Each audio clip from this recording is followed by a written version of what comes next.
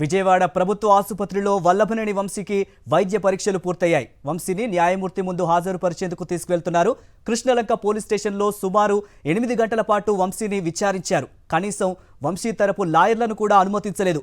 విచారణ తర్వాత భారీ బందోబస్తు మధ్య విజయవాడ ప్రభుత్వ ఆసుపత్రికి తరలించి వైద్య పరీక్షలు నిర్వహించి ఇప్పుడు న్యాయమూర్తి దగ్గరకు తీసుకువెళ్తున్నారు.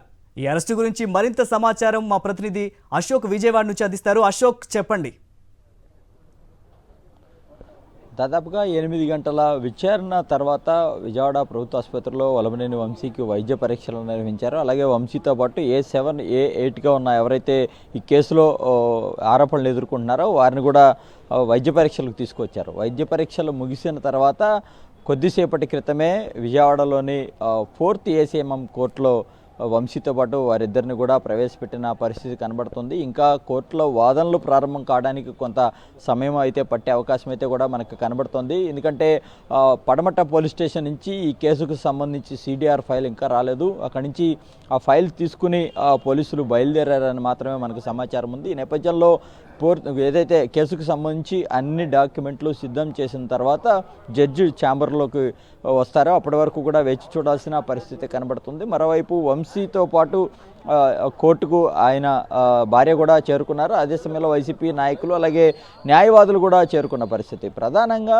ఈ కేసుకు సంబంధించి ఎందుకు అరెస్టు చేశారు, ఏ నేరారోపణల మీద అరెస్టు చేశారు అనేది వారి కుటుంబ సభ్యులకు ఇప్పటి వరకు కూడా పోలీసులు స్పష్టమైన సమాచారం ఇవ్వకపోవడమే ఇక్కడ అనేక అనుమానాలకు తావిస్తోంది. ఎందుకంటే ఉదయం చూసాము, దాదాపుగా 1:15 గంట ఆ సమయంలో వంశీని ఏదైతే కృష్ణలంక పోలీస్ స్టేషన్ ఉందో పోలీస్ స్టేషన్కు తీసుకొచ్చారు. అక్కడి నుంచి సుమారు 8 గంటల పాటు ఆయన స్టేషన్లోనే ఉంచారు. ఆ సమయంలో ఆయన కలిసేందుకు వచ్చిన వైసీపీ నాయకుల్ని ఎవరిని లోనికి వెళ్ళనివ్వలేదు. అలాగే ఎవరైతే అడ్వకేట్లు ఉంటారో వారిని కూడా వెళ్ళనివ్వని పరిస్థితి. అదే సమయంలో వంశీ భార్య కూడా అక్కడికి చేరుకున్నారు, పంకజశ్రీ. ఆమె చాలాసేపు, దాదాపుగా గంట సేపు పోలీసులతో వాగ్వాదం చేసిన తరువాత ఆమెను ఒక్కరినే ఒక లాయర్తో పాటు లోనికి పంపించిన పరిస్థితి. ఆ సమయంలో కూడా ఆమె చాలా అసంతృప్తి వ్యక్తం చేశారు. పోలీసులు ఏ కేసులు మీద ఎందుకు అరెస్టు చేశారు, ఏంటి, ఒక FIR ఫైల్ ఇవ్వమంటే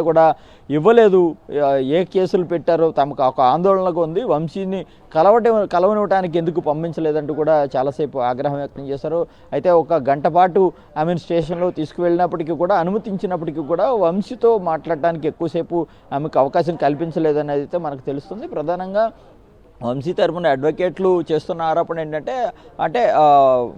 లైఫ్ ప్రిజన్ పడే లాంటి కేసులను ఆయన మీద మోపారు. ఆ కేసులను ఇరికించి అతను ఎలాగైనా ఇబ్బంది పెట్టాలనే తీవ్ర ప్రయత్నం అయితే జరుగుతుందన్నట్టు కూడా వారు ఆరోపిస్తున్న పరిస్థితి కనబడుతుంది. ఎందుకంటే టీడీపీ పార్టీ ఆఫీస్ మీద దాడి కేసు, ఏదైతే గన్నవరం టీడీపీ పార్టీ ఆఫీస్ మీద దాడి కేసుకు సంబంధించి వంశీని కూడా చేర్చారు. దాదాపుగా ఈ కేసులో ఇప్పటికే 90 మంది వరకు కూడా పేర్లు చేర్చుకుంటూ పోలీసులు వచ్చిన పరిస్థితి కనబడుతుంది. ఈ నేపథ్యంలో కేసుకు సంబంధించి ప్రధాన ఫిర్యాదుదారుడిగా పేర్కొంటున్న ఎవరైతే ముదునూరి సత్యవర్ధన్ ఉన్నాడో ఆయన ఒక 2 రోజుల క్రితం నాకు ఈ కేసుకు ఎటువంటి సంబంధం లేదు, నేను టీడీపీ పార్టీ కార్యాలయంలో కంప్యూటర్ అసిస్టెంట్గా పనిచేస్తున్నప్పటికీ కూడా తనకి ఎలాంటి సంబంధం లేదు, ఒక సాక్షిగా తనను సంతకం చేయమన్నారు, సంతకం చేసిన తర్వాత ఈ పరిణామాలన్నీ కూడా చోటు చేసుకున్న పరిస్థితి ఉంది, కాబట్టి నాకు ఈ కేసుతో సంబంధం లేదు, కేసు నుంచి నేను తప్పుకుంటున్నానంటూ కూడా ఆయన స్పష్టంగా ఒక అఫిడవిట్ని ఏదైతే ఉందో ఆయన న్యాయమూర్తి ముందు ఇచ్చారు. న్యాయమూర్తి అతని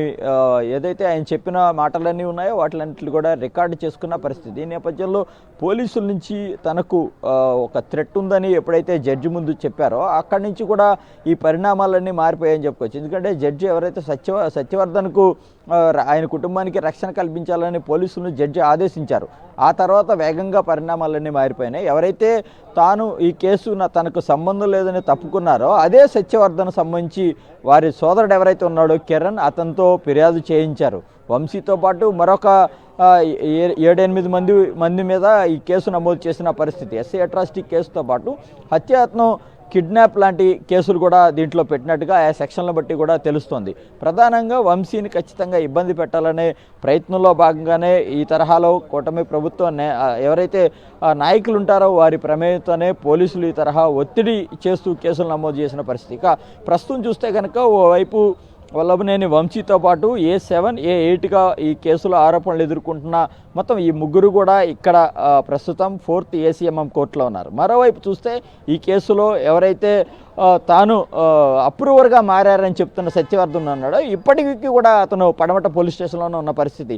ఈ ఉదయం అతన్ని విశాఖలో అదుపులోకి తీసుకున్నాము, పడమట తీసుకొచ్చామని పోలీసులు చెప్తున్నారు. మధ్యాహ్నం నుంచి కూడా సత్యవర్ధన్ని పడమట పోలీస్ స్టేషన్లోనే ఉంచారు. ఖచ్చితంగా తాను ఈ కేసులో అప్రూవర్గా మారిన తర్వాత పోలీసుల తరపు నుంచి పూర్తి స్థాయిలో ఒత్తిడి వస్తుంది. ఎట్లాగైనా వంశీని ఇరికించాలని అతన్ని తీవ్రంగా పోలీసులు ఒత్తిడి చేస్తున్నట్టుగా కూడా తెలుస్తుంది. వారి ఒత్తిడికి సత్యవర్ధన్ కూడా లొంగట్లేదు.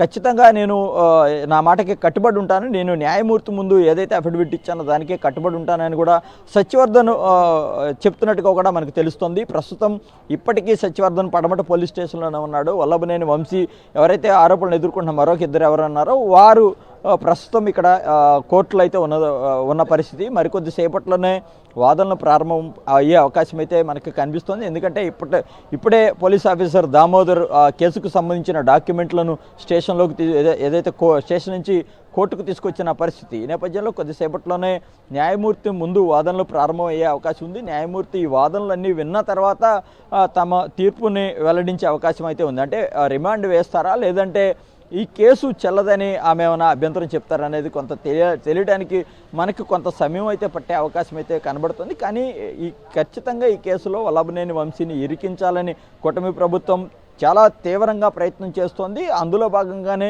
ఉదయం నుంచి అరెస్టు చేసిన దగ్గర నుంచి ఇప్పటి వరకు కూడా దాదాపుగా 10 గంటల పాటు ఒక హైడ్రామాని అయితే కూడా నడిపించిన పరిస్థితి మనకి చాలా స్పష్టంగా ఉదయం నుంచి చూసాం. విజయవాడ ప్రభుత్వ ఆసుపత్రిలో వల్లభనేని వంశీకి వైద్య పరీక్షలు పూర్తయ్యాయి. వంశీని న్యాయమూర్తి ముందు హాజరుపరిచేందుకు తీసుకెళ్లారు.